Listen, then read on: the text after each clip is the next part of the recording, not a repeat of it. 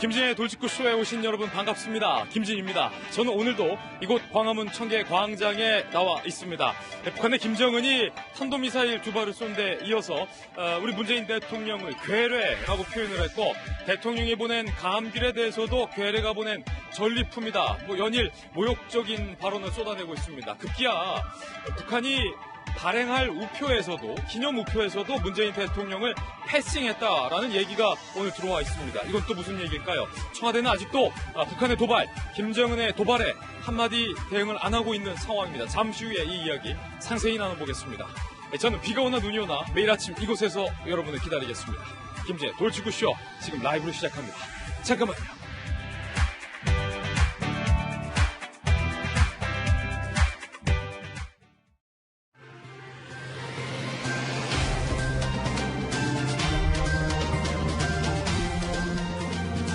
신문 읽어주는 남자입니다. 문재인 대통령이 휴가도 가지 않고 외교안보 해법을 찾기 위해 머리를 싸맨다라는 소식 어제 전해드렸습니다.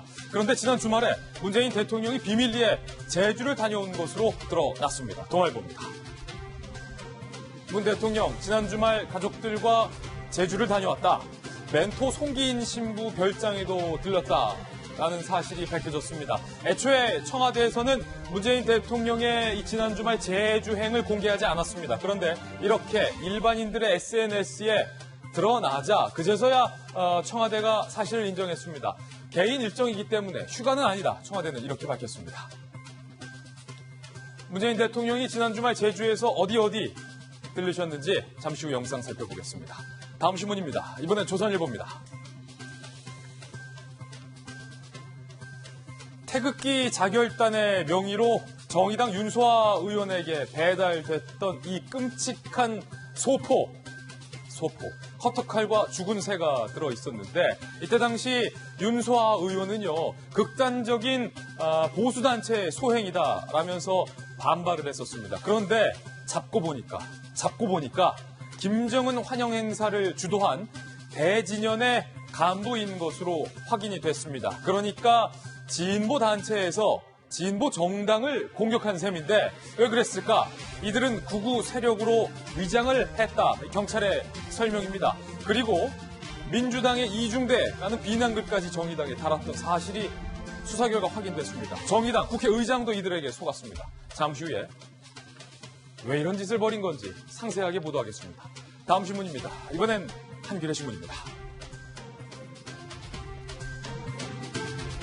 구단도 감독도 호날두 발 아래. 호날두가 왜 경기에 안 나왔을까 궁금했는데 노쇼 이후 오늘 그 전모가 드러났습니다. 이 유벤투스 구단은요, 호날두에게 야 그래도 너 나가라, 한국 왔는데 우리 나가기로 했지 않느냐 라고 계속해서 제의를 했는데, 호날두 본인이 피곤해요, 쉬고 싶어요, 안 나갈래요 라고 거절한 사실이 드러났습니다. 감독이 이거 뻔히 계약 위반인 거 알고도 그냥 호날두가 안 나갔다고 하니까 아무 일도 못했다, 수용했다는 겁니다. 호날두의 분노한 국내의 팬들이 집단 손해배상 소송에 동참했는데 벌써 2,000명을 넘어섰습니다. 결국 호날두 본인이 거절했던 거였군요. 잠시 후 이 이야기 다뤄보겠습니다. 다음 신문입니다. 이번엔 한국일보입니다.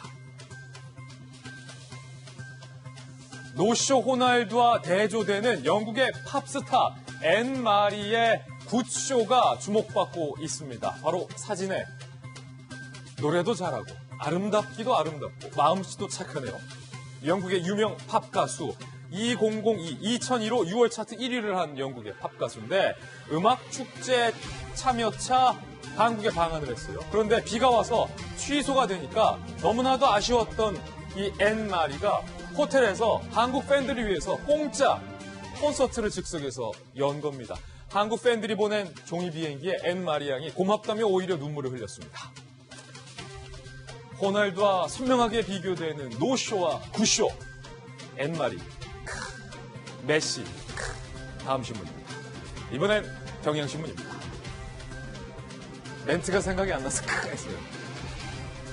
요격 체계의 허점을 찌른 북한의 이스칸데르급 미사일.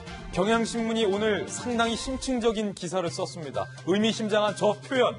북한의 이번 신형 미사일이 게임 체인저가 될 수 있다. 경향신문의 선임 기자가 이렇게 분석했습니다. 게임 체인저. 외교안보 판을 한 번에 뒤흔들 수 있는 전략적인 수단이라는 겁니다. 그 근거 첫 번째. 북한의 신형 미사일 1 도깨비 궤적. 우리 군이 결국 추격에 실패했죠. 이 미사일 도깨비 궤적이에요. 어디로 갈지 몰라요. 저고도의 불규칙한 회피 기동을 하기 때문에 요격도 불가, 탐지도 불가. 두 번째, 고무줄 사거리.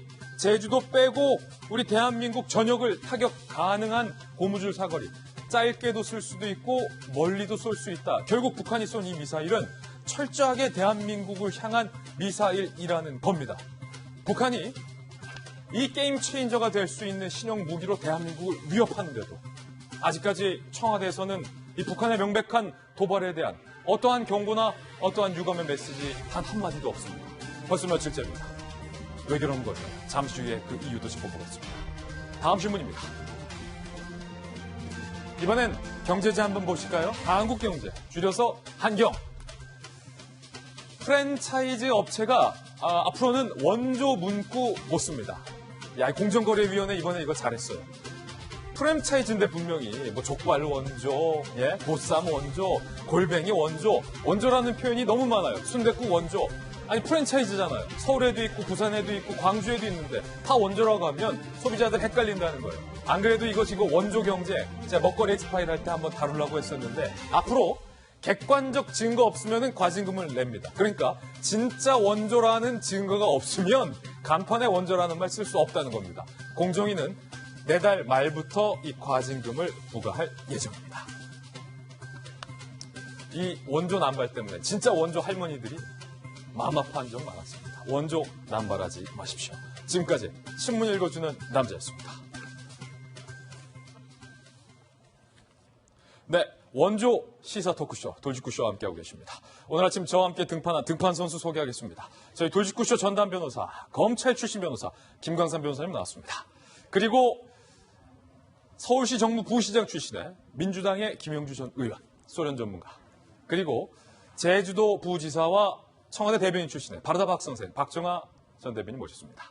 그리고 새롭게 등판하신 분입니다. 이즘랩 김여정 소장님 모셨습니다. 돌직구쇼의 명품 시그니처 김병인 박사님 나왔습니다. 모두 어서 오세요. 네, 오늘의 키워드 3가지도 공개하겠습니다. 첫 번째 키워드부터 바로 확인을 해보시죠. 첫 번째 키워드는요, 패싱. 북한이 판문점 회동을 기념하는 우표를 발행하고 있습니다. 그런데 믿을만한 소식통에 따르면 북한이 발행할 이 판문점 기념 우표에 문재인 대통령의 사진만 쏙 뺀 것으로 알려지고 있습니다. 결국 북한이 문 대통령을 패싱하고 있다는 의미인데 잠시 후에 이 뉴스 다뤄보겠습니다. 두 번째 키워드는요, 의리라고 표현을 해봤습니다. 세 번째 키워드는 윤소아 의원의 사진과 함께 정말? 과연 뭐가 정말인지 잠시 후에 이 이야기도 한번 다뤄보겠습니다. 김재의 돌직구쇼 오늘의 탑뉴스를 시작합니다.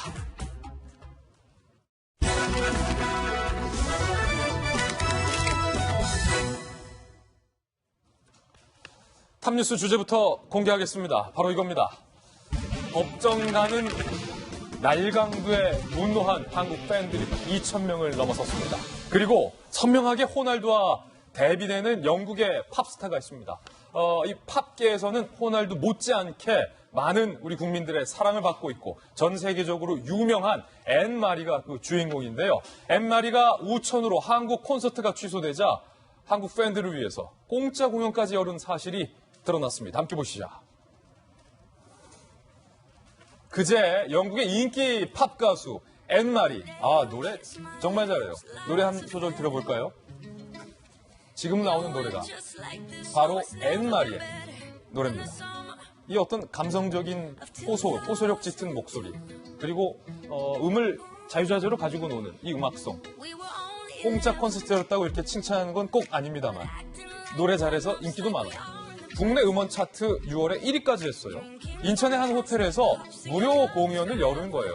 공연 당일 주최 측이 우천으로 인한 뮤지션들 요청으로 공연을 취소한다라는 문자 메시지를 발송했지만 앤마리는 굴하지 않았습니다.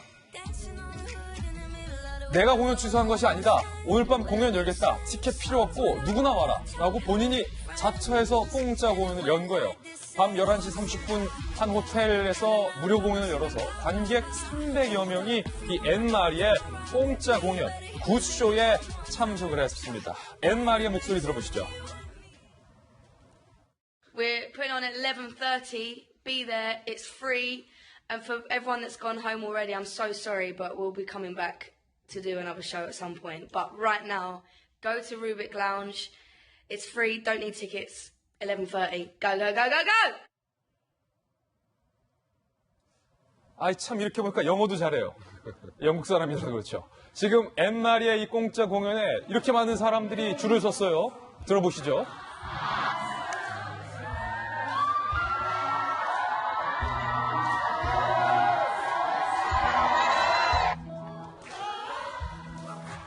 공짜 공연에 많은 팬들이 참석을 했어요. 같이 이렇게 노래를 따라 부르기도 하고 감동한 팬들이요. 앤마리를 위해서 특별한 선물을 준비했습니다. 바로 이렇게 종이 비행기를 앤마리한테 던진 겁니다. 앤마리가 사실은 우리 입장에서 고마운데 팬들에게 감사하다면서 결국 이 감동의 눈물까지 흘렀습니다. 이야, 김효정 소장님. 네. 행동 전문가시니까 호날두가 보인 행동과 이 앤마리가 보인 행동이 어떻게 이렇게 딱 비교가 돼요? 정말 제가 봐도 너무 비교가 되는 그런 모습이었는데요. 거의 뭐 비교 체험 극과 극. 네, 거의 극과 극이죠. 네. 그 앤마리와 호날두의 행동을 비교해 본다면 딱 한마디로 정의할 수 있을 것 같습니다. 바로 팬들에 대한 태도가 아닐까라는 생각이 드는데요. 사람의 마음을 움직이는 데는 그 어떠한 화려한 경력도 현란한 기술도 아닌 사람의 마음을 움직이는 진정성 있는 태도가 아닐까 싶습니다. 진정성이 중요하다. 네. 특히 호날두의 라이벌이 리오넬 메시 역시도 팬들의 마음을 움직이는 이러한 사례들로 되게 여러 가지 미담이 있는데요. 특히 리오넬 메시 같은 경우에는 러시아 월드컵 때 남미 예선전에서 이제 우루과이 호텔에 도착을 했는데 그 당시에 이제 한 꼬마 아이가 그 리오넬 메시를 보기 위해서 왔다가 경호원에 가다 울음을 터뜨리는 사건이 있었습니다. 그때 이제 그걸 본 리오넬 메시는 다시 그 아이를 불러서 다시 안아주고 다독여주고 사인해줬던 사례가 있었는데요. 그뿐만 아니고요. 어떤 이제 우루과이에서 한 5살짜리 꼬마 아이가 예. 네.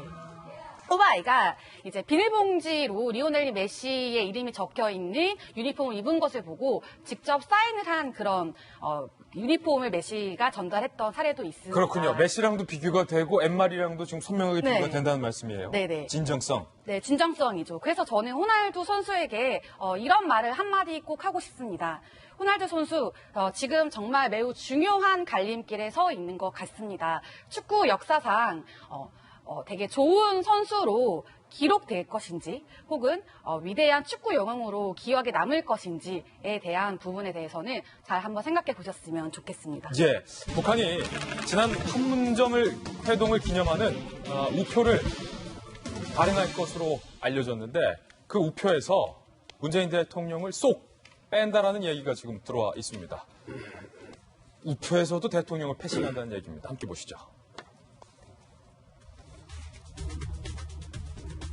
문 대통령 빠진 판문점 회동 기념우표. 왜? 이런 얘기가 나와요. 판문점 회담 때는 문 대통령도 동행했지만 교도통신과 산케신문에 따르면 이 회담 기념우표에 문재인 대통령은 등장하지 않을 것이다. 핵과 체제 보장의 협상 상대는 미국이고 한국을 상대로 하지 않는다는 북한의 방침이 반영된 것이다. 어제 평양 소식통을 인용해서 교도통신 등이 보도를 한 겁니다. 야, 지금 그렇다면 지난 베이징 대사관에 걸렸던 문재인 대통령과 김정은 위원장의 그 사진, 북한 이거 왜 내걸었던 겁니까? 지금 왼쪽에 베이징 대사관에 분명히 북한이 문재인 대통령과 김정은 위원장의 사진을 자랑스럽게 내걸었는데 결국 판문점 회동 때는 대통령을 쏙 빼고 김정은과 트럼프 이렇게만 지금 우표를 넣는다는 얘기가 되는 것이라 우표에서 북한이 문재인 대통령을 빼는 그 이유와 배경에 지금 관심이 쏠리고 있습니다. 박정하 대변인, 네. 어떻게 봐야 됩니까 이거? 글쎄요, 우리가 매번 우려하고 있는 거지만 사실은 그 북한의 속내는 지금 우리를 패싱하고 미국과 직거래하겠다라는 의도가 여러 군데에서 보여요. 그러니까 겉으로는 그 우리의 문재인 대통령을 뭐 좋아하는 듯한 혹은 뭐 형으로 맞는 듯한 이런 내색을 하고는 있지만은 실제적으로는 한국은 이제 빼버리고 미국과 직거래하겠다라는 게 지금 기념 우표에도 나와 있던 것 아닌가라는 생각이 들고요. 지난 그 트럼프 대통령의 판문점 회동을 한번 돌아보면 문재인 대통령까지 포함해서 깜짝해서 3자 정상이 움직이는 모습들을 여러분들 보셨을 거예요. 근데 행사 준비하는 과정에 보면은 우리는 계속 또 거기서도 주체에서 빠져 있는 듯한 이런 얘기가 많았었는데 이게 바로 걱정했던 부분들이 나오고 있는 거 아닌가라는 생각입니다. 한 1년 전쯤에 일본 매체가 이런 보도를 해요. 북한 김정은 위원장은 천재를 넘어 만재다.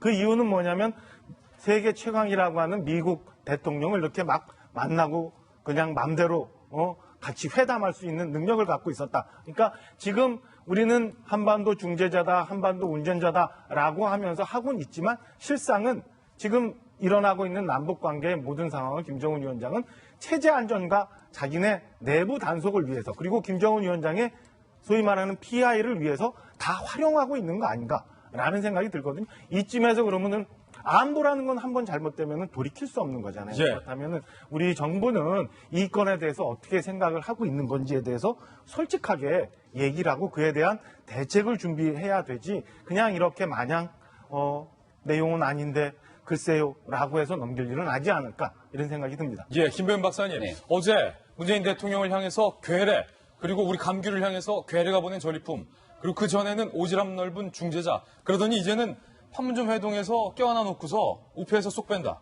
괴뢰의 뜻이 뭔지 압니까? 괴뢰, 뭡니까? 괴뢰의 본 뜻은 이 꼭두각시라는 뜻이거든요. 꼭두각시. 우리가 어려서 괴뢰군 이렇게 부르기도 했는데요. 북한의 상대로 괴뢰군이라고 불렀던 건 소련의 꼭두각시처럼 움직인다 해서 괴뢰군이라고 불렀고 북이 대한민국의 대상으로 괴뢰라고 부른다는 건 미국이 꼭두각시 같은 역할을 한다라고 부르는 겁니다. 그러니까 지금 일련의 북이 대한민국을 대상으로 하고 있는 행동들이 다 맥이 닿아 있는데요. 대한민국은 사실상 이 핵과 체제 보장에 대한 협상의 당사자가 아니니까 빠지라는 메시지를 줄기차게 준 겁니다. 그 이전까지만 하더라도 하노이 정상회담 노딜이 있기 전까지는 문재인 대통령이 사실 북과 미국의 정상들이 만나는 것은 불가능한 일이었는데 그걸 만나도록 만들어줬어요. 그렇기 때문에 한반도 운전자로는 중재자로서 역할을 한다라고 해서 북한도 충분하게 인정하는 듯한 모습을 보였지만 2월 하노이 정상회담이 노딜로 귀결되게 되니까 김정은 위원장의 이 외교력이 완전히 큰 금이 가기 시작했고 그러면서 새로운 길을 주창하기 시작합니다. 그리고 나서 나왔던 게 북한의 시정연설이었고 여기서 나왔던 김정은 위원장의 말이 오지랖 넓은 중재자는 빠지라는 얘기를 하게 되는 것이죠. 지금 있게 되는 일련의 우표 사진을 보더라도요. 우리가 6월 달에 보게 됐을 경우에 북한이 3종의 기념 우표를 발행합니다. 3종의 기념 우표는 작년도 6.1이 정상회담이 있었던 미국과의 이 회담을 기념하는 우표를 대대적으로 가장 최대량의 우표를 발행하게 되는 거거든요. 그러니까 북한 입장에서는 미국과의 협상의 끈을 놓지 않겠다는 의지가 분명합니다. 그렇기 때문에 판문점에서 트럼프 대통령을 만나게 됐고요. 예. 하지만 그러는 과정에서도 대한민국을 대상으로는 협상의 당사자가 아니기 때문에 한마디의 얘기도 이어가지 않겠다라고 하는 모습을 보이고 있는데 이게 정말 위험천만한 일입니다. 우리는 이 북핵 문제에서 중재자가 아니라 당사자거든요. 근데 여기서 중재자는 빠지라 그러고 해당 당사자인 대한민국이 빠지게 됐을 경우에 북한과 미국이 협상하는 과정 속에서 만약 우리 대한민국의 안보에 치명적인 위험이 있게 되는 협상이 발발하게 됐을 경우 그 책임은 도대체 누가 질 수 있다는 겁니까? 김정은 위원장이 2발의 단거리 탄도미사일을 발사하면서 했던 메시지는 미국과의 연합훈련을 하지 말라는 것이고 스텔스전 쪽에 들어오지 말라는 거잖아요. 이런 목소리에 분명하게 대답을 할 수 있어야 되기 때문에 이게 단순하게 우표 발행해서 대한민국이 빠진 패싱 문제로 끝나는 것이 아니라 대한민국 안보에 심각한 위협이 도래되고 있는 외교적 현실을 직시할 수밖에 없다는 얘기를 들을 수밖에 없습니다. 야당에서는 김정은 위원장을 향해서 이렇게 불렀습니다. 김날두다, 호날두와 같다는 겁니다. 귤 갖다 바치고 욕이나 먹는 가짜 평화에 매달리지 말고 진짜 평화, 우리가 지키는 평화로 돌아오십시오. 김정은과 호날두의 공통점이 하나 있습니다. 대한민국을 호구로 알고 있습니다. 저 김정은 이름을 김날두로 바꿔야 되는 거 아닌지 모르겠습니다. 호날두에 이어서 김날두도 나온 상황인데 저희들이 청와대의 브리핑 그리고 대응에 대해서 좀 한번 살펴봤습니다. 북한과 관련된 메시지가 청와대에서 나올 때는 공통점이 있었습니다. 북한 보도 청와대의 온도차 북한이 탄도미사일 쏘고 우리 대한민국을 향해서 뭐 괴뢰니 남한에 보내는 뭐 마지막 경고니 평행의 충고를 잘 새겨드려야 한다. 안 그러면 자멸을 할 것이다. 뭐 이렇게 협박을 했는데요. 이에 대해서는 청와대가 어떠한 입장도 현재 내놓지 않고 있습니다. 그런데 북한에게 유리한, 북한에게 긍정적인 보도가 나올 때는 청와대가 상당히 빠른 화답을 해놨다는 거예요. 지난 6월 23일 북한 조중통이 김정은에게 트럼프 친서, 이때는 이렇게 얘기했어요. 북미 대화의 모멘텀 긍정적으로 평가한다라고 빠르게 고민정 대변인이 입장을 내놨습니다. 그리고 이런 북한에 대한 어떤 비판적인 보도가 나왔을 때도 청와대가 발빠르게 대응했다는 거예요. 지난해 8월 북한 석탄을 밀반입했다는 의혹과 관련돼서 미국이 우리를 신뢰하는데 그 석탄 들어올 수도 있지. 언론의 부정적 보도가 이해 불가능하다라고 북한과 분리하거나 북한에게 유리한 이슈에는 빠르게 화답을 하지만 북한이 대한민국을 도발할 때는 대응을 안 하고 있는 패턴이 지금 읽히고 있습니다. 박정현 대변인, 이건 어떻게 봐야 돼요? 글쎄요. 뭐 먼저도 말씀드렸지만은 사실은 너무 지금 좋은 것만 취하려고 하고 있는 거 아닌가라는 생각이 들고요. 어제도 말씀드렸지만은 청와대 안에서 정보가 취합이 되고 그 정보가 분석이 되고 밖에 표출이 되는 과정에 무언가의 에러나 문제가 있지 않나라는 생각이 듭니다. 그래서 너무 걱정스러운 부분이 있고, 그래서 대통령께서 지금 휴가도 반납하고 청와대 계시지만, 물론 내부적으로 회의는 진행이 되겠지만 안에서 더 많은 참모들과 그다음에 더 많은 국무위원들과 얘기를 해서 국제사회에 우리가 그다음에 북한에게 우리가 주어야 될 메시지가 있거나 하면은 분명하게 정리를 해서 던져야 하는 게 맞는데, 너무 지금 그 북한의 이런저런 우리를 깔보는 듯한, 그리고 우리를 패싱하려는 듯한 메시지에 대해서 너무 답을 안 하고 있는 부분에 대해서는 한번 조정을 해야 되지, 그렇지 않으면 너무 많이 가서 그때는 돌아올 수 없는 그런 상황까지도 가지 않을까라는 걱정이 앞서고 있는 상황이에요. 예, 문재인 대통령이 이 외교안보 문제 때문에 휴가를 가지 않기로 했습니다. 그런데 지난 주말 문재인 대통령이 가족분들과 함께 제주를 간 것으로 확인이 됐습니다. 문재인 대통령 지난 주말 김정숙 여사와 손자와 함께 1박 2일로 제주도를 방문했던 사실이 뒤늦게 알려졌어요. 청와대에서는 애초에 대통령이 제주를 갔다라는 사실을 공개하지 않았습니다. 비공개로 뒀어요. 어제 현지 식당에 방문한 사진이 이게 민간에서 공개가 된 거예요. 제주 방문 사실 뒤늦게 알려졌습니다. 그러자 청와대가 입장을 내놨는데 휴가가 아니라 주말을 이용한 개인 일정이었다라고 청와대가 공개를 했습니다. 김영주 의원님, 네. 비공개 제주 1박, 이건 왜 청와대가 비공개로 했던 거죠? 사실은 이제 공개로 했을 경우에 이제 일상적으로 휴가도 아니고, 그러니까 조용하게 손자하고 부인하고 다녀오고 싶은데, 이것이 공개를 했을 경우에 사실 많은 사람들에게 또 시달려야 되는 공식 행사를 가져야 되는 것이기 때문에 청와대가 얘기한 것처럼 월요일부터 금요일까지는 휴가지만 주말은 개인 일정이다, 이렇게 구분하면서 조용하게 이제 문재인 대통령의 멘토라고 할 수 있는 송기인 신부가 갖고 있는 제주 한림읍에 있는 말하자면 별장 같은 곳을 조용하게 딱 방문하고 싶었던 것 같습니다. 그런데 조항기 부속실장이나 주영훈 경호실장은 같이 배석하고 아주 작은 규모의 이동을 했죠. 이제 이런데 그나마도 그런 것이 이제 인스타그램이나 이렇게 SNS에 대통령하고, 왜냐하면 식당에 갔었기 때문에 식당 주민들과 만났기 때문에 그렇게 부인할 수 없는 상황이 된 거죠. 그렇다면 처음부터 아예 이 공개 자체도 사실은 제주 일정이 있지만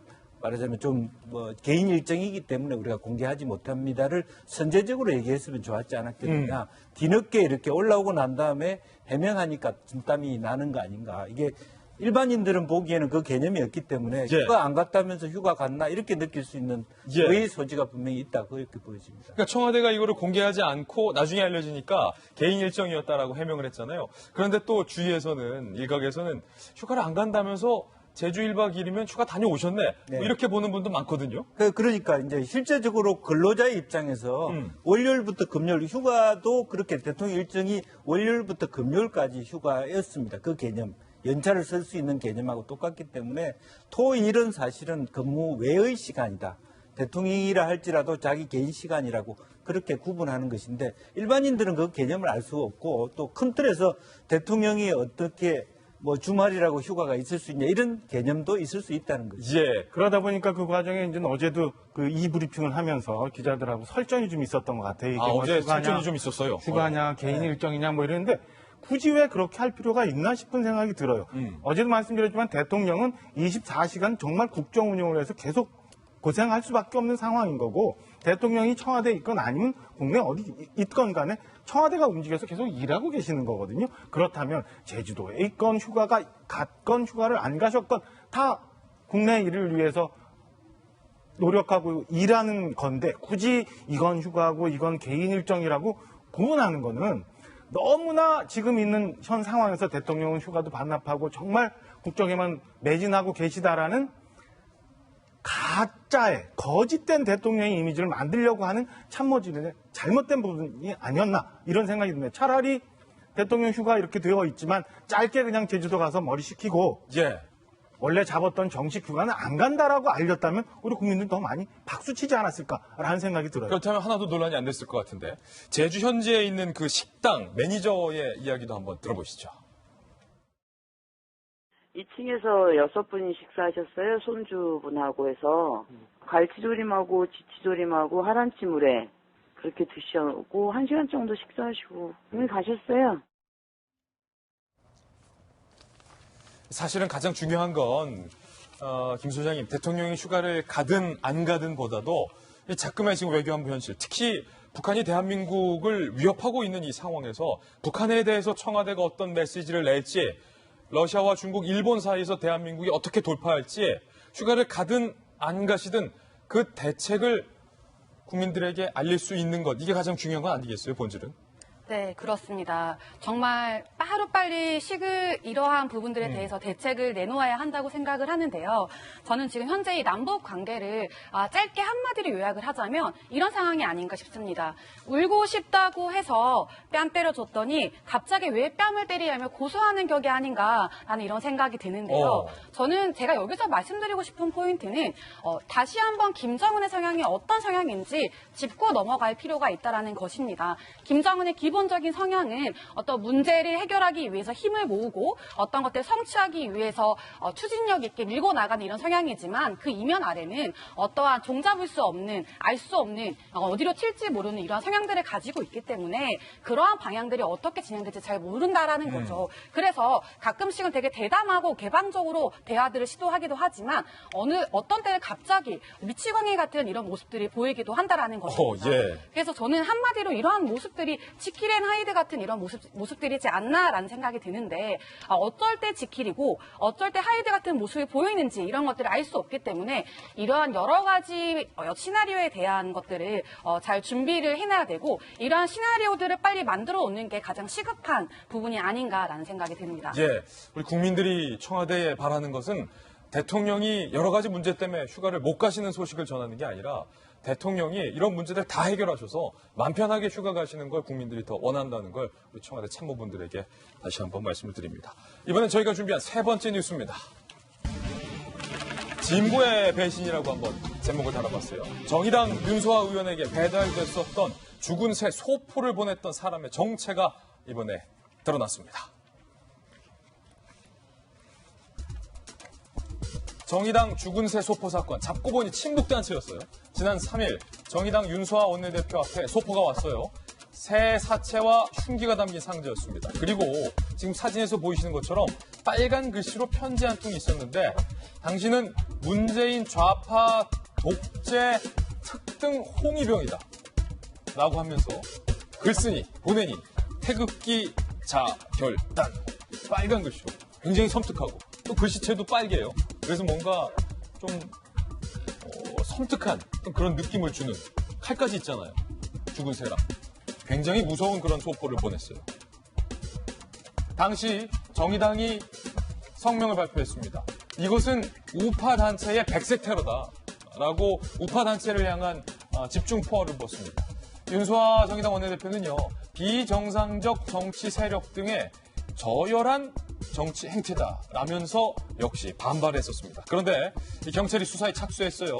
택배 발송지를 확인했고 CCTV를 추적한 결과 어제 오전 9시 용의자는 35살의 유모 씨로 특정이 돼서 체포가 됐습니다. 그런데 알고 봤더니 이 유모 씨가 친북 좌파 단체 한국대학생진보연합 소속의 그것도 간부인 사실이 확인이 됐습니다. 이 단체가 어떤 단체인지 함께 보시죠.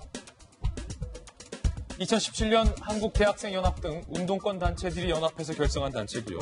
지난해 11월 그 유명했던 백두칭송위원회의 핵심 단체. 백두칭송위원회가 여기였고요.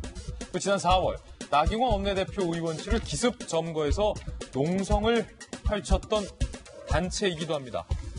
이 죽은 새를 받아들었던 윤소아 원내대표가 지난 4일에 한 방송에서 이렇게 말한 바 있습니다. 이 사건을 과연 개인 일탈로 볼 수 있는 것이냐? 저는 그것이 아니라고 봅니다. 결국 비정상적인 정치 세력들의 또 막말 퍼레이드, 저열한 정치 행태에서 이러한 일까지도 벌어지고 있다. 김병민 박사님, 이거 반전이에요? 이 사건을 보면서 추미애 대표가 생각난다라고 하는 분들이 꽤 계시더라고요. 왜요? 그러니까 우리가 지난번에 평창 동계올림픽을 앞두고 여자 아이스하키 단일팀을 구성하고 난 뒤에 사실 국내 여론이 꽤 좋지가 않았습니다. 여러 댓글들이 막 벌어지고 있는데 이 댓글이 조작된 것이다라고 추미애 대표가 경찰에 수사를 의뢰하게 되죠.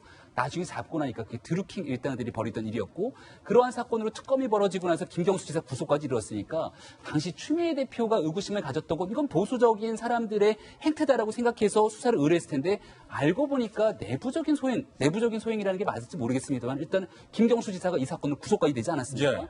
이런 의도로 들어가서 사실은 굉장히 큰 위기에 봉착된 적이 있었는데요.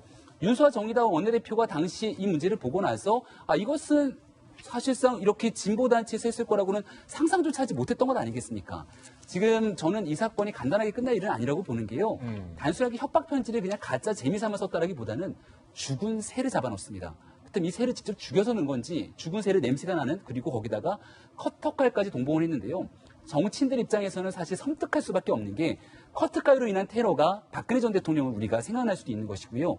진짜 정치인들이 테러를 당하기도 했고 얼마 전에는 이 대한민국에 있었던 이 주한 미 대사가 이 테러를 당했던 상황들이 있었기 때문에 이러한 일들이 단순하게 장난으로 보기에는 어려운 측면들이 있는 터라 어떤 정치적 의도, 목적을 가지고 했는지를 분명히 살펴볼 필요가 있습니다. 예. 지금 현재 검거가 된 인사가 전 한총련 의장이라는 거거든요. 지금 한국대학생 진보연합의 간부로 정리가 돼 있긴 합니다만 이게 어떤 단체고 누굽니까, 그분이? 한국 대학생 진보연합은 우리가 앞서 얘기했던 것처럼 얼마 전에 김정은 위원장이 서울 답방을 하겠다고 했을 때 김정은 위원장을 환영한다라고 하는 메시지를 계속 발신하게 됐고요. 나경원 원내대표실을 기습 점거하기도 합니다. 그러니까 나경원 원내대표실을 기습 점거 동성을 했다는 것은 법에서 규정된 범위가 아닌 거잖아요. 그러니까 법을 이 넘나드는 행위들에 대해서 너무나 자신들의 행동이 정당하다라고 하면은 아무렇지 않게 활동하게 되는 모습들을 보이게 되는데 제가 한총련 전 의장이라고 얘기를 드렸던 것은 이적단체로서 과거에 죄에 대해서 유죄 선고까지 받았던 인물로 볼 수 있습니다. 예. 그런데도 지금 버젓이 너무나 위험천만한 일들을 아무렇지 않게 버리고 난 뒤 지금도 한국대학생 진보연합이 얘기하고 있는 것은 이것은 우리가 한 문제가 아니라 오히려 공안당국이 벌이고 있는 문제라고 역설적인 얘기를 하고 있는 상황이거든요. 그렇다면 이것이 왜 어떠한 의도로 윤소아 정의당 원내대표 실에 이러한 죽은 새를 보냈는지에 대해서 사정당국이 분명한 범행 동기와 의도를 일단 밝히고 난 뒤에 추가적으로 얘기할 부분들이 더 많지 않을까 생각이 듭니다. 윤소아 의원도 이 검거 소식을 듣고 깜짝 놀랐다고 합니다. 이런 반응을 보였습니다. 태극기 자결단의 정체에 정말 맞느냐? 확실한 것이냐? 범인이 구구단체가 아니더냐? 지금 윤소아 정의당 원내대표도 깜짝 놀랐다는 거예요. 왜냐하면 죽은 새를 바꿔서 정의당과 윤소아 원내대표가 보였던 반응이 극우 태극기 집단에 대한 비판의 성명이었기 때문에 아마 윤소아 원내대표도 지금 칼 받았을 때보다 이 소식에 더 놀랐을 것 같은데 제가 궁금한 게 김영주 의원님 왜 그랬을까? 진보단체면 정의당의 윤소아 원내대표도 사실은 같은 개잖아요. 같은 개. 진보가 진보에게 왜 이런 짓을 벌였을까가 제일 궁금해요. 예, 역으로 생각해서 만약에 보수단체였다면 왜 민주당 이중대 짓을 하느냐라는 말을 하지 않았을 겁니다. 그래요? 이래들은 정의당은 친북 좌파다. 해산하라 이렇게 얘기해요. 굳이 민주당을 걸고 넘어가지 않았을 겁니다. 예. 다시 역으로 생각해서 좌파 단체에서 보는 정의당은 보수화되고 있다는 입장이 있는 거예요. 극자 입장에서는. 예. 왜 그들은 민주당을 보수 집단으로 보기 때문에. 그러니까 이 단체는 단체에서 봤을 때 정의당은 보수 단체로 본 거다. 그러니까 보수 단체인 더 보수 단체 민주당과 손잡고 있는 단체에 불과하다. 그럼 불만이 민주당이 있었던 좌파가 거군요. 아니다라는 거죠. 좌파 입장에서는. 반성해라. 민주당과 연대를 끊으라고 하는 것이 극자의 입장일 수 있다는 거예요. 그리고 한편으로는 이렇게 된 것이 과연 자기네 자체만의 것인가. 북한하고 내통된 건 아닌가. 추후에 그런 부분까지도 생각해야 될 지점이 있다고 보여집니다. 그렇군요. 태극기 자결단이라고 일종의 극우 성향적인 어떤 단체로 위장까지 했단 말이에요. 제가 볼 때는 아마 위장 협박이라고 봐요. 위장 협박. 그렇죠. 왜냐하면 이제 이념이라는 스펙트럼이 좌에서 우까지 있잖아요. 그러면 이제 정의당 같은 경우에는 스펙트럼 보면 굉장히 좌측에 있어요. 그리고 대학생 진보연합도 좌측에 있기 때문에 저건 진심으로 왜 이중대를 하냐 그렇게 한 게 아니고 뭔가 태극기 자결단 이름을 또 붙인 걸 보면 이미 극우 세력으로 유장을 하면서 오히려 그 부분을 어떤 정치적으로 폄훼하려는 그런 의도가 있다고 봅니다. 그리고 이 자체를 이제 보면 또 두 가지가 있어요. 그러니까 그러면 협박 자체도 일단 조작을 했다고 볼 수 있는 거예요. 만약에 제 의견이 맞다고 한다면. 그런데 또 체포가 되자마자 이건 공안 세력이 또 조작한 것이다 이렇게 얘기를 하고 있어요. 이게 마침 조작에 대해서 서로 논쟁을 하게 만드는 거죠. 그래서 저는 개인적으로 볼 때 지금 대진년 자체가 상당히 이제 친북 성향을 가지고 있고 친북성향. 예, 이념 스펙트럼에서 가장 좌측에 있는 어떤 대학생 진보연합인데 그 보니까 지금 잡힌 사람이 30대 중반이에요. 체포된 사람이. 그 과연 대학생이라 볼 수 있겠어요? 그러면 적어도 졸업을 하고 활동을 하는데 진보연합의 어떤 정체 자체도 정말 대학생의 어떤 연합체인지 아니면 뭐 어느 정도의 사람들이 같이 모여 있는지 그 부분도 상당히 의심이 가고 근데 최근에 진보연합에서 한 행동으로 보여준 게 후지 TV 기습 점거예요. 그래서 한국 지부에 대해서 기습 점거했는데 이제 그런 뭐 여러 가지 행동 중에서 어느 부분은 상당히 이해가 가는 부분이 있고 어느 부분은 좀 도가 지나치다는 부분이 있습니다. 하지만 저거 자체를 갖다가 또 대진전에서는 공작이라고 주장을 하고 있기 때문에 일단 경찰에서 명백히 조사를 해서 그 결과를 좀 봐야 할 것 같습니다. 대진현은 황당한 주장을 하고 있습니다. 공안 당국이 조작을 했다는 겁니다. CCTV도 확인하고 택배 발송지까지 봤는데 공안 세력의 사기 조작극, 적폐청산에 함께 나서는 정의당 원내대표를 협박한다는 게 말이 되느냐. 조작이자 진보 개혁 세력에 대한 분열 시도다라고 얘기를 하고 있습니다. 그런데 그 의도에 대해서 이런 얘기도 나와요. 대진현 소속이 태극기 자결단이라고 한 걸 보면 태극기 부대나 대한애국당을 폄훼하려는 의도가 아닐까 국회 관계자는 이렇게 추측을 했습니다. 이 용의자 유 씨를 검거한 경찰은 이렇게 얘기를 합니다. 그러니까 이 용의자 유 씨가 대진현 소속인 줄 모르고 검거를 했다. 검거를 하고 나서 보니까 이렇게 됐더라라고 얘기를 하거든요. 그러니까 이게 지금 수사가 더 진행이 돼서 더 나가야 모든 게 나올 텐데 저는 좀 걱정스러운 게 뭐냐면 일부 과격 진보 단체들이 보면은 목적을 위해서 수단을 전혀 가리지가 않아요. 이런 것도 저는 뭐 그 목적이 어떤 건지 모르겠습니다만 그 안에서 거기까지 가기 위한 이런저런 방법에 대해서는 전혀 도의적 책임이나 이런 것을 생각지 않는 것들이 많아요. 그래서 최근에 많은 국민들이 내로남불 얘기하고 뭐 닭 한 마리, 빵 한 조각 사연에 대해서 얘기하는데 그래도 민주주의의 절차적 민주주의라는 게 있잖아요. 그러니까 차근차근 가서 그 절차도 합리화되어야 모든 최종적인 목표도 합리화될 수 있는 것처럼 목적을 위해서 수단 방법을 가리지 않는 저런 방법들은 우리 이제 21세기 우리나라 대한민국에서 없어져야 되는 그런 거 아닌가라는 생각이 드네요. 예, 도대체 어떤 의도로 이런 범죄 행위를 꾸몄는지 경찰이 수사로 밝혀내야 될 것 같습니다. 이번엔 저희가 준비한 다음 순서입니다. 취재 수첩 Y가 준비되어 있는데요. 오늘은 과연 어떤 사건이 준비됐을지 저와 함께 사건 풀로 이동하시죠.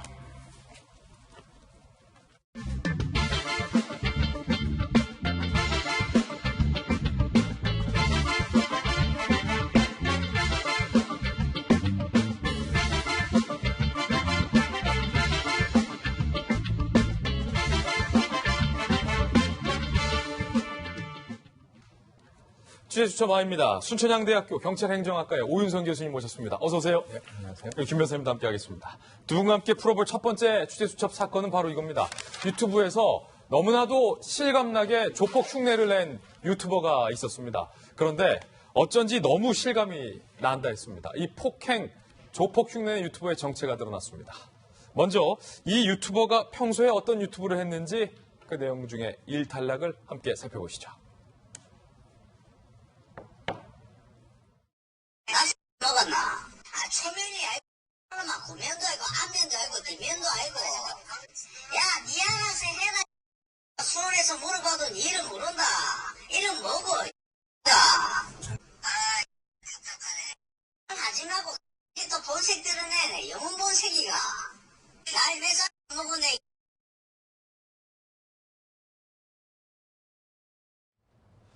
연출인 줄 알았는데 조폭 컨셉 유튜버의 정체. 지난 4월 오전 1시 30분쯤 부산 동구 한 감자탕집에서 자칭 조폭 방송 채널을 운영했던 A씨.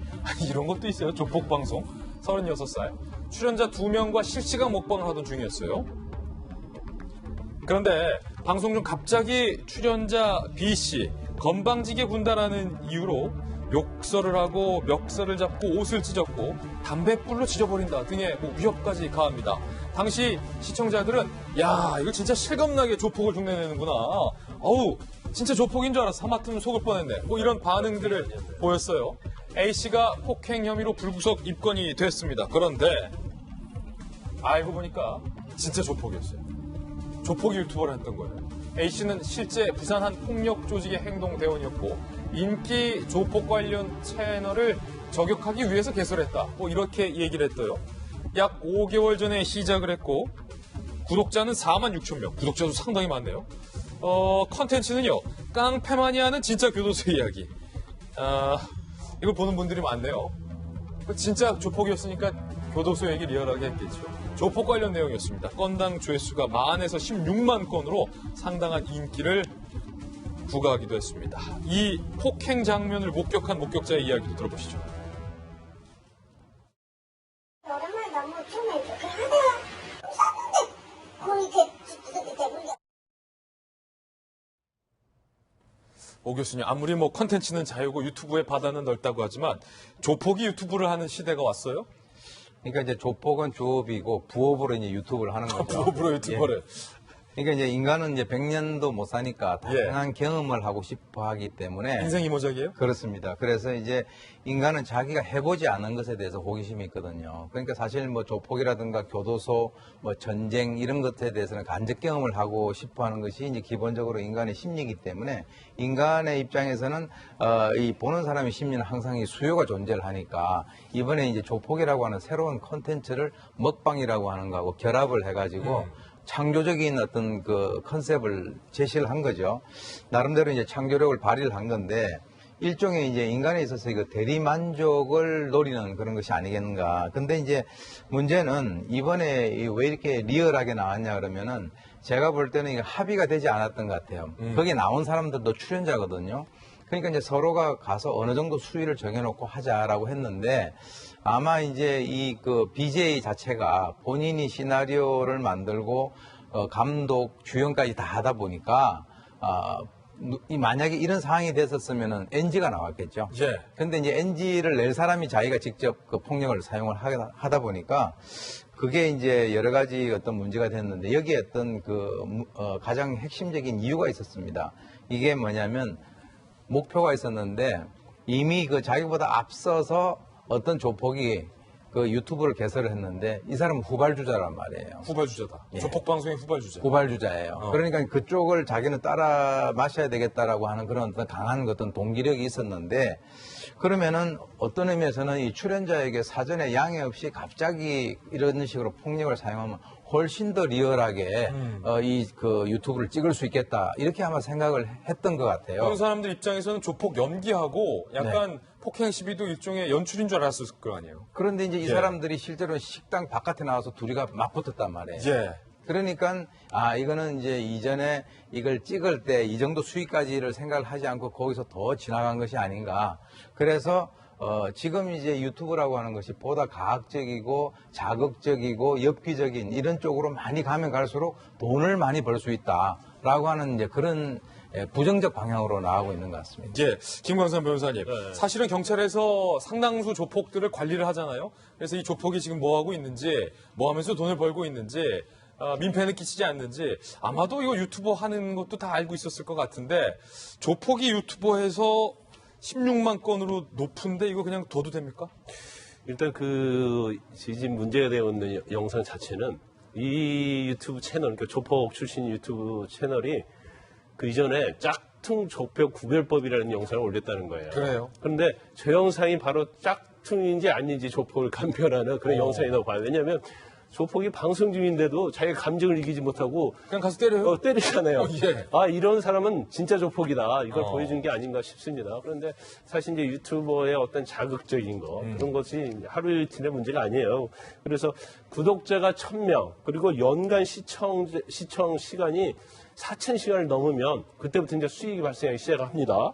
그런데 우리나라에 1분간 한 400시간 정도 유튜브가 올라와요. 아유. 거기다도 지난 한 달에 국민이 시청한 유튜브 시청 시간이 388억 분입니다. 그렇게나 많이 봐요, 우리. 그렇죠. 유튜브를. 그래서 방통위에서는 이걸 전부 다 스캔을 해가지고 다 걸러내야 하는데 이렇게 많은데 걸러낼 수 있겠습니까?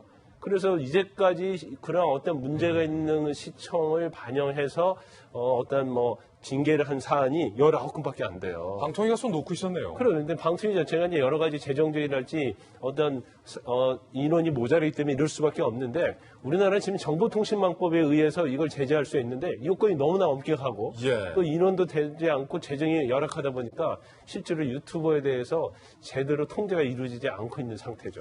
방금 말씀하신 통제가 안 되는 유튜브들, 도 넘은 유튜브 방송들도 지금 상당히 많습니다. 그래서 논란의 장면들을 저희가 한번 취재해봤습니다.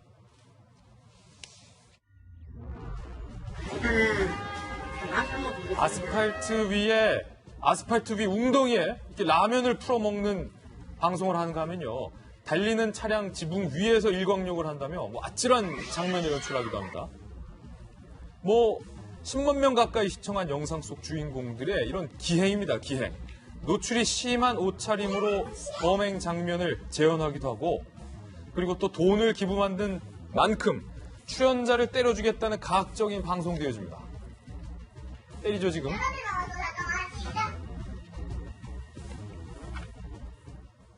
자, 선정적이고 폭력적이고 엽기적인 처음에 보셨던 아스팔트 위 웅덩이에 그 물에 왜 라면을 풀어 먹어요? 이해가 안 돼요. 그게 아까 제가 말씀드렸던 엽기적인 거죠. 예, 그것도 봐요, 사람들이. 인간이라는 것이 자기가 경험을 해보지 못한 그것을 남이 하는 것을 보고 대리만족을 하는 그런 심리가 저런 것을 통해서 이제 충족이 되고 있다라고 보는 것이죠. 예, 이 돈 넘은 유튜브들에 대한 분명한 관리와 제재도 좀 필요할 것 같습니다. 두 번째 취재 수첩입니다. 안타까운 일입니다. 14살 소녀가 사라졌습니다. 누리아 학교 가자 이 사건의 전말 함께 보시죠. 좋은 누리아, 애타는 외침. 산속에서 사라진 14살 소녀를 찾습니다. 지난 23일 오전 10시 15분쯤 가족 및 지인 10명과 청주 무심천 발원지로 나들이를 갔었던 14살 조은 누리아. 당시 회색 티에 검은 반바지를 착용하고 있었는데 지적장애 2급의 소녀예요. 약 500여 미터를 등반하다가 어머니에게 벌레가 많아서 올라가기 싫다라고 이제 투정을 부렸습니다. 그런데 이게 좀 안타까워요. 어머니가 등산로 초입 돗자리 깔아놓은 곳에 내려가 있으라라고 혼자 내려보낸 거예요. 아마도 별일 없겠지라고 생각하고 딸을 혼자 내려보낸 것 같은데 11시 50분쯤 이 조 양의 행적이 묘연해졌습니다. 휴대전화도 갖지 않고 있었어요. 경찰에 즉각 신고를 했는데 벌써 실종 8일째입니다. 어디로 사라졌을까? 실종 다음날 24일 공개 수사로 전환을 했고 소방청의 구조견, 군견, 드론 10여 대도 투입을 했습니다. 군경 등 200여 명이 투입돼서 매일 이 일대를 수색 중이지만 조양의 행적은 아직도 포착이 안 되고 있습니다. 특전사 투입까지 현재 우리 당국이 검토 중입니다. 이 조양의 아버지의 목소리 들어보시죠. 샌들이나 안경이 파란색입니다. 안경 같은 게 혹시 있는지 낯설은 사람들한테는 바로 답을 못하기 때문에 조금 한 템포 이렇게 기다려줘도 답을 할까 말까 하거든요.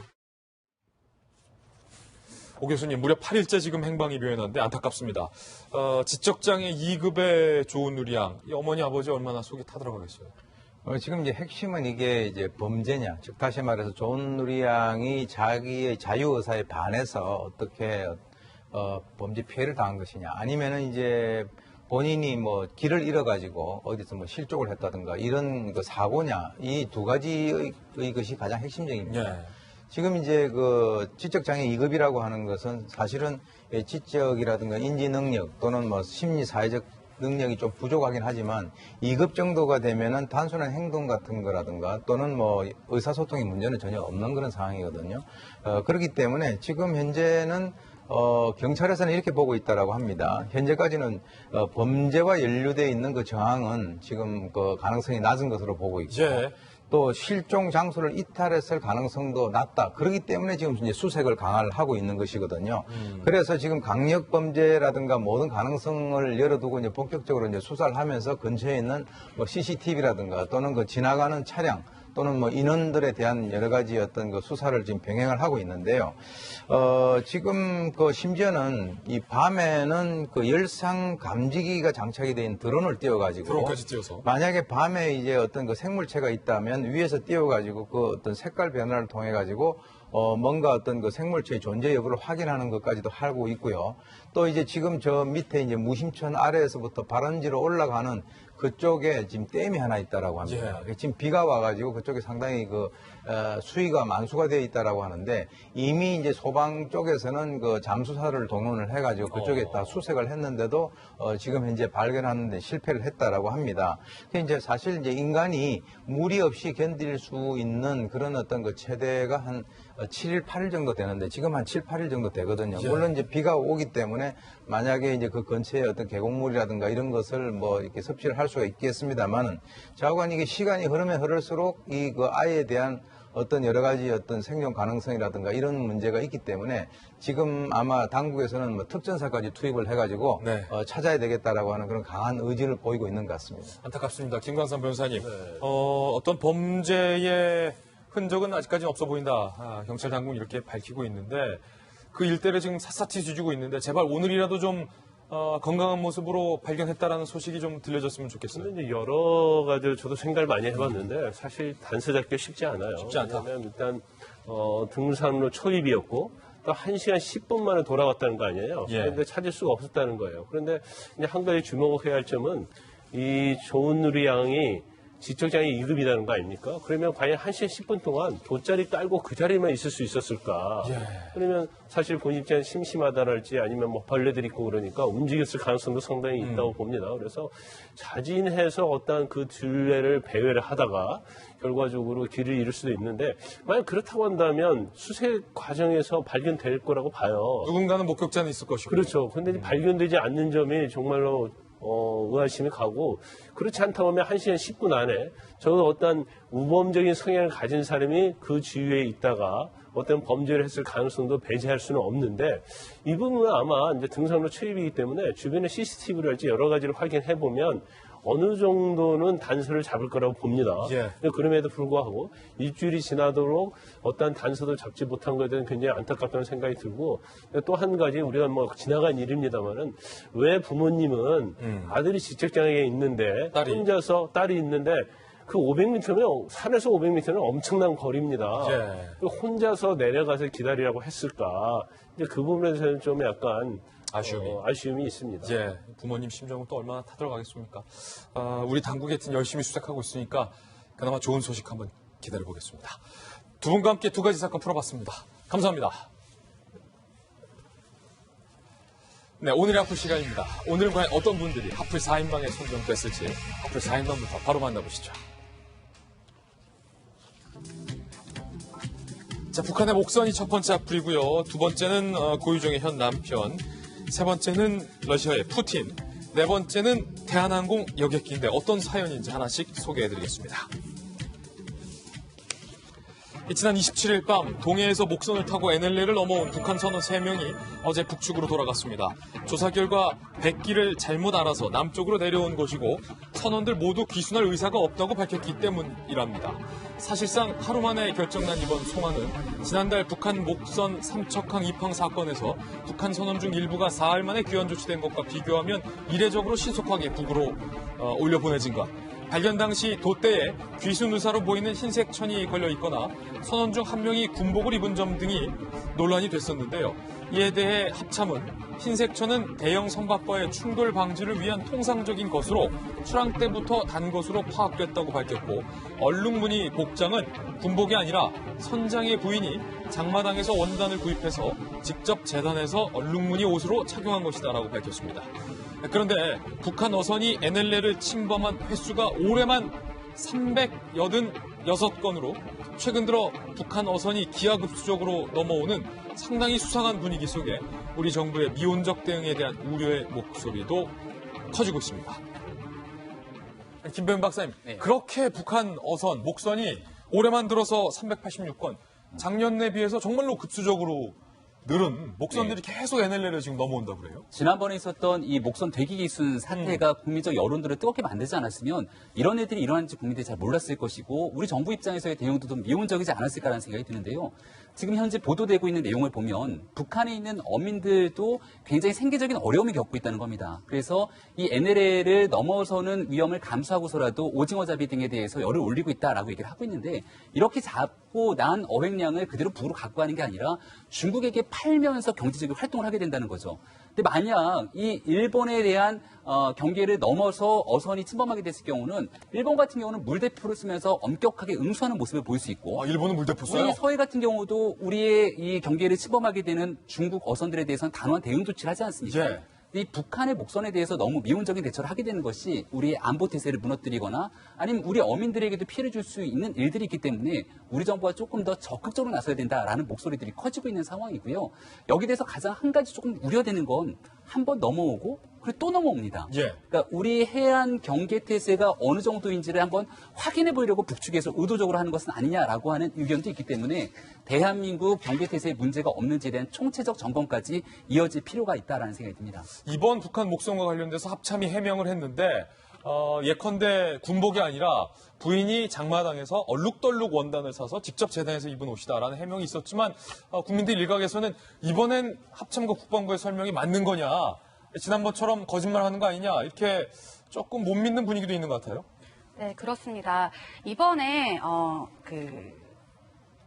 저는 이제 항상 진심을 파악하기 위해서는 행동과 비언어에 관련된 부분들의 패턴들을 비교해보는 것이 되게 중요한데요. 저는 이번 사건을 한번 비언어적으로 이야기를 한번 해보고 싶습니다.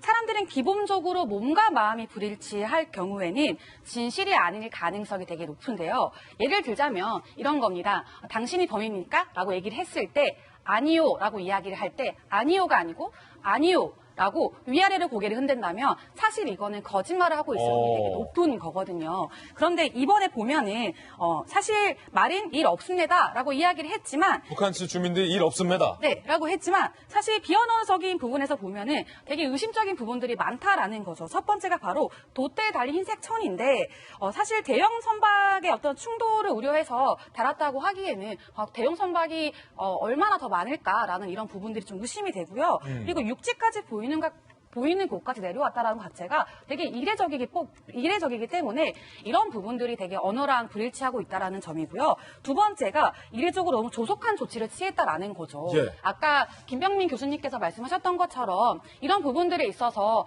적극적으로 북한 주민들이 마음을 표현하지 못했을 수도 있었던 부분인데 이런 부분들을 좀 더 꼼꼼하게 살펴봐야 되지 않았을까라는 생각이 듭니다. 그래서 아마 이러한 언어와 비언어의 불일치 때문에 우리가 그렇게 시원하지 않은 느낌을 느끼고 있는 게 아닐까라는 생각이 듭니다. 예, 지금 3명이 있잖아요. 근데 그 중에 2명은 그냥 평범한 어민 복장, 한 명이 마치 군복으로도 보이는 그런 얼룩덜룩한 옷을 입어서 공안 당국이 체포를 했는데 지금 이 3명에도 불구하고 이해가 안 되는 게 엔진을 가동해서 NLL을 의도적으로 넘어왔단 말이에요.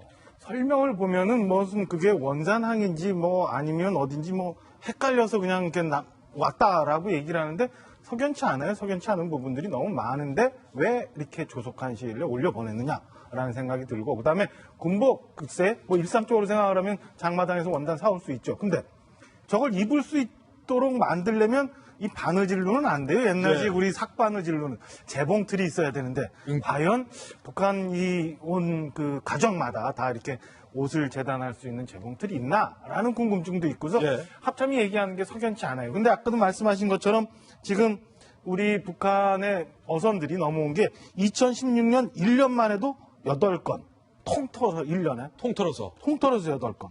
그 작년 2018년도엔 51건인데 금년 들어서는 1월부터 7월까지 반년밖에 안 되는데 386건이에요. 그냥 막 넘어요, 이 정도? 그냥 막 넘어요. 혹여나 이게 작년에 있었던 9.19 우리 평양 군사 합의로 인해서 휴전선을 비롯한 아니면 거기 포함된 NLL까지 너무 우리 경계가 느슨해진 건 아니지 한번 돌아볼 때모가 아닌가라는 생각이 들고요. 이 뭐 옛말 얘기하면 방구가 잦으면 뭐 한다고 하잖아요. 안보라는 거는 100번 중에 한 번, 1000번 중에 한 번 잘못돼도 문제가 있는 거잖아요. 그러니까 그거에 대비해서라도 왜 이렇게 많은 북한의 어선들이 오는지, 혹은 왔다가 우리가 모르게 벌써 간 거는 얼마나 많은지에 대해서 군 당국이 철저하게 조사를 해야 국민들이 좀 안심할 수 있고 다시 한번 이 일대의 경계태세에 대해서 점검을 해 주시기를 당부를 드립니다. 결국에 국민들이 걱정하는 게 김영주 의원님, 우리만 9.19 합의 이행하고 우리만 판문점 합의 이행하고 우리만 무장 해제하는 사이에 이렇게 계속 380, 400선이 1월부터 7월까지 넘어오는 거 아니냐. 기본적으로 사실 이런 부분들은 그 북한 어선의 월경 행위는 우리뿐만 아니라 일본 또 러시아까지, 제가 최근에 본 장면은 러시아 해군이 직접, 공군이 직접 그 어선을 충격, 사격 하는 장면까지 봤습니다. 그 정도로 중국 그 배들이 북한 영역의 어떤 의료 수역을 너무 많이 해서 먹고 잡을 게 없다는 거거든요. 이제 이렇다면 실제로 앞으로의 이런 가능성이 더 많아진다고 봐야 될 것 같아요. 그렇다면 한 번 더 우리 군이 좀 경계태세를 명확하게 하고 일정 정도 서해 의협구역처럼 실제로 어떤 면에서의 말하자면 동해에서도 그런 어떤 공동 의료구역 같은 어떤 협의를 해야 될 사항이 아닌가 그렇게 보여집니다. 두 번째 하플 주인공도 만나보시죠. 고유정의 현 남편이 청와대에 청원을 했습니다. 아들 사망 사건과 관련해 과실치사 혐의로 조사를 받고 있는 고유정의 현 남편 A씨가 억울하다는 입장을 또 한 번 토로했습니다. 어제 청와대 국민청원 게시판에 경찰들이 잘못된 수사 과정 면피를 위해 말도 안 되는 혐의로 자신을 10번도 더 죽였다며 경찰청장에게 철저한 진상조사를 요구한 것. 현 남편 A씨는 전날에도 온라인 한 커뮤니티에 비슷한 취지의 글을 작성. 고유정의 계획된 문자만으로 자신에게 과실치사 혐의를 덮어씌우려 한다. 경찰이 진실을 은폐하고 부실 수사를 이어가고 있다고 주장하며 생전의 아들 사진 3장을 공개하기도 했습니다. 경찰 관계자는 현 남편이 언론을 통해 주장한 부분이 사실과 다른 부분이 있지만 일일이 반박하며 대응은 하지 않고 있다며 조만간 수사 결과를 발표할 방침이라고 밝혔습니다.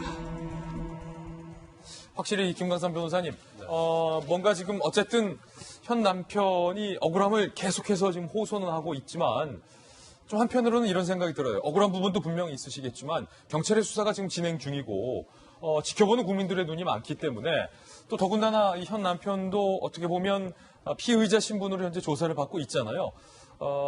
청와대 청원 게시판에까지 올릴 필요가 있었나라는 생각도 좀 들기도 하고요.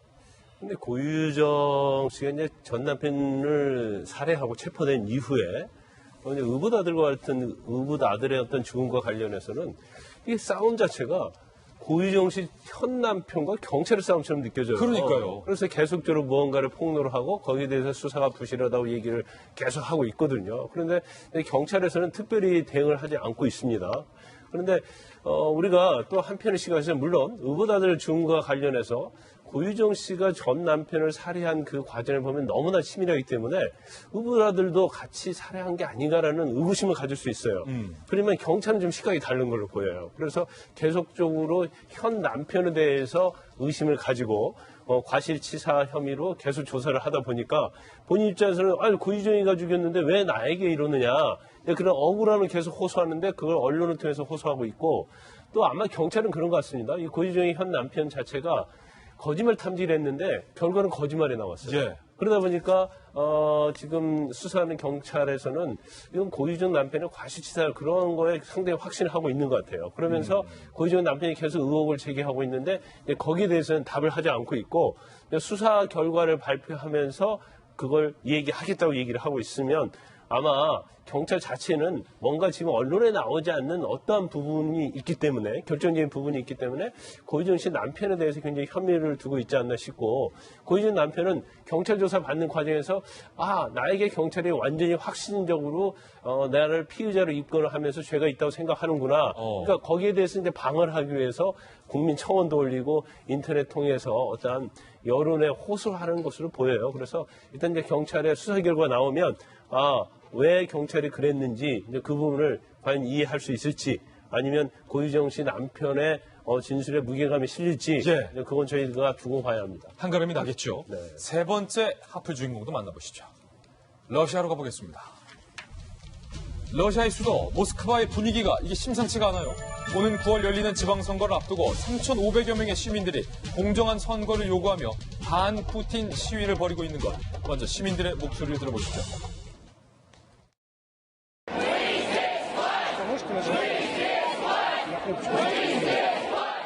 Я, конечно же, опасаюсь. Я очень хочу, чтобы меня сегодня задержали, но у нас другого выхода нет. Вот был согласованный митинг в субботу на Сахарова. 푸틴 사퇴 등을 외치며 20년 가까이 집권 중인 푸틴 대통령을 향해 저항하는 시민들의 목소리가 점차 커지고 있는데 러시아 당국의 강경 진압이 논란을 더하고 있습니다. 대규모 경찰력을 투입해 1,400여 명 이상을 강제 연행했는데 유튜브로 반 푸틴 시위를 생중계하던 진행자는 방송 도중에 체포가 되기도 했어요. 이렇게 외신과 인터뷰 도중 그대로 끌려가기도 했습니다. 무장한 러시아 경찰은 저항하는 일부 시민들을 곤봉으로 때리기도 했고요. 이 푸틴 정권의 부정선거 의혹으로 촉발된 이번 시위는 러시아 당국이 강경 대응에 나서면서 갈등이 증폭될 것으로 보입니다. 현재 푸틴은 이에 대해 한마디 입장을 밝히지 않고 있습니다. 러시아 당국의 강경 진압과 이따분 푸틴을 향한 국제사회의 비판이 거세지고 있습니다. 이 러시아 전문가 김영주 의원께서는 박사도 하셨는데 지금 푸틴을 향한 어떤 반 푸틴 저항의 움직임이 만만치가 않아요. 네. 실제로 이 저항의 근원이 된 사람이 알렉세이 나발리라고 하는 인권 변호사입니다. 2018년 선거를 대선을 앞두고 사실 가장 강력한 야당 지도자였는데 2017년 12월 달에 중앙선관위가 등록 거부를 해요. 그 부분이 갖고 있는 말하자면 범죄 경력이 있기 때문에 이제 그런 것으로 인해서 많은 쟁점이 돼서 다른 후보들이 대선에 나왔습니다만 1%에서 5%밖에 안 되고 60% 이상의 지지를 받는 푸틴이 당연히 당선되는 그런 측면이 있는데 왜 지금 다시 그게 불거졌냐 하면 9월달 지방의회 선거를 앞두고 많은 야당의 후보들의 등록 거부 사태가 일어나고 있고 거기에 대한 불만을 갖고 있는 말하자면 반정부 시위자들이 지난 주말부터 상당히 많은 대대적인 시위를 하고 있고 이제 그런 상태에 있습니다. 그렇군요. 네 번째 하플 주인공도 바로 만나보겠습니다. 일본 제품을 쓰지 않겠다는 보이콧 재팬의 움직임이 하늘길도 강타했습니다. 어제 대한항공이 오는 9월부터 현재 일주일에 3회 부산과 삿포로를 오가는 노선의 운항을 중단할 예정이라고 밝혔는데요. 이번 운항 중단의 결정적 배경에는 노선 수익성이 떨어진 데다 최근 악화된 한일 관계로 일본으로 가는 관광객이 확연히 줄고 있기 때문 대한항공은 기존 예약 고객들에게는 내항기를 지원해 대체편을 제공할 예정이라고 밝혔습니다. 현재 재운항 일정은 불투명. 앞서 티웨이, 에어부산 등 저비용 항공사들도 일본행 노선을 줄이겠다고 밝힌 바 있지만 대형 항공사로서는 대한항공이 첫 번째 운항 중단입니다. 일본 제품 불매 운동으로 되려 우리 기업이나 우리 국민이 피해를 보는 경우에 대한 우려도 역시 일각에선 이어지고 있습니다. 저희는 6조 광고 후에 힐링 뉴스로 돌아옵니다. 잠시 후 저와 함께 힐링하시죠. 오늘 힐링 뉴스의 주인공은 90세 석사 학위를 딴 할머니입니다. 내 나이가 어때서? 호주 멜버른에서 90세 고령의 할머니가 석사 학위를 성공적으로 마치고 당당하게 졸업식에 참석을 해서 화제가 되고 있습니다. 손주딸과 함께 졸업식에 참석한 프렌더가스트 할머니가 학위를 받자 참석자들은 일제히 환호를 지르며 축하를 했습니다. 할머니 소감, 나이가 너무 많아 못한다고 할 만큼 늙은 사람은 없다. 공부는 하면 할수록 더 많은 꿈을 꾸게 한다라고 소감을 밝혔습니다. 80대 후반 나이에 석사 과정에 입학해서 공부를 했지만 논문도 쓰시고 코스웍도 그 누구보다 성실하게 잘 하셨다고 합니다. 이를 보면서 야 정말 내 나이가 어때서 다시 한번 실감하게 하는 순간입니다. 할머님의 석사학위를 진심으로 축하드립니다. 이 뉴스를 보면서 많은 우리 80대, 90대 선배님들, 어르신들도 석사학위뿐만 아니라 다양한 일에 도전해보시기를 강력하게 추천해드리겠습니다. 오늘 저희가 준비한 순서 모두 다 전해드렸고요. 저희 내일 아침에 뵙겠습니다. 오늘 하루는 분명 어제보다 나을 겁니다. 좋은 하루 되십시오. 고맙습니다.